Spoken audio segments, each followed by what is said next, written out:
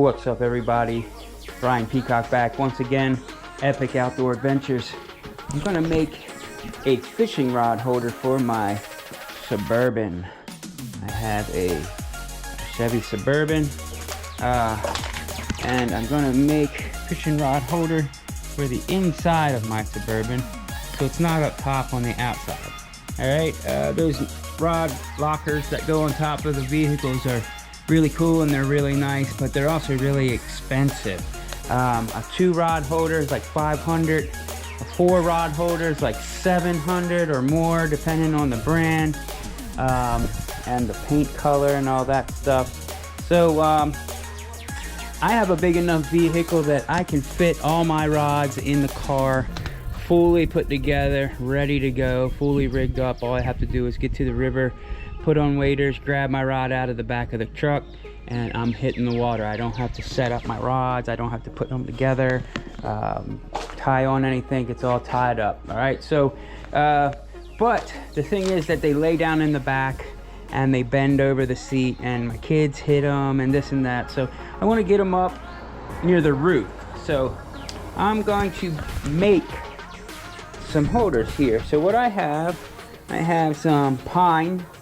This was off of a 2x6, and it was left over from some scrap wood at a job. Luckily, I work in construction, and we are building a framing, doing some framing, a garage. So I snatched a piece of it. I ripped it down on the on a skill saw or a table saw to 1.5 inches by 1.5 inches. So it's 1.5 inches square, and it's approximately about 3 foot, little over 3 foot wide. All right, this is what it's going to look like when it's done here. Okay, so what I did was got some of this pipe foam insulation. This is for 3/4 inch or 1 inch actually. It's the bigger stuff. And I took this and just cracked it open like so. Ran my thumb down it. Wham! And right, then we get an extension cord. I got an extension cord. All right, so that foam piece, your local box hardware store, $3 or $4. These extension cords are the cheap ones, like dollar store ones. They're like $1 or $2 at the most. Just the cheap 6-foot cords. And then I will, let me get this off of here. Yep, stretch this out, and we're gonna lay it right on here. We're gonna center it up so we have even on both sides to be able to tie it up with. And we'll use some electric tape, which was another like $3. So I got maybe $10 or $11 in on this, and that's it. We're gonna wrap it up just like this one. We're gonna tie it up in the truck using these, and we'll have a rod rack. I'll be right back when it's done.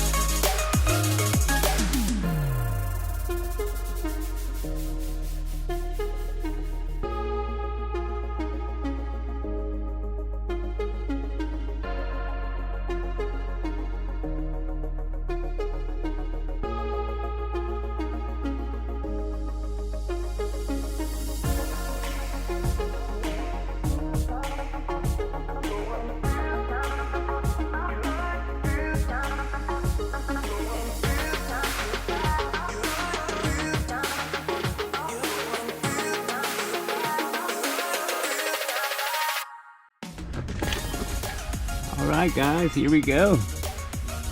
Hanging up in the back. Perfect. Hanging up in the front there. Hanging up there in the front. Good. I like it. I have enough spots for 7 in the little tape areas that are indented. Kind of keep them in that section. I might put some maybe some elastic rubber band over it, something to kind of clamp them down, stop them from bouncing around. But yeah, works pretty good. Yeah, I'll bring the other ones out. So this will work for regular rods or the fly rods, and they can stay locked in the car, and I can save $700 for either another really nice rod, a couple halfway decent rods, or a bunch of materials or whatever else I need other than a lockbox on the top of my car. So once again, here it is, finished product. Rod rack inside of the Suburban or Tahoe, you know, any of these bigger SUV vehicles that you can fit these full length 9-foot, 10-foot rods in without breaking them down. Saves time, saves money. I'm all about it, guys. Thanks again for watching. You know what to do. Subscribe to the channel. Keep this thing growing. I want to keep teaching you guys stuff, showing you things that I learned, showing you things that I've learned in the past. And, you know, share this with your friends. Get everybody else on board. Getting ready to do some giveaways. You're not going to be able to win unless you're subscribed, unless you comment, and unless you share it. All right, so those 3 things are important. So please do it. We'll see you next time on the show. Appreciate you. Once again, subscribe. Peace.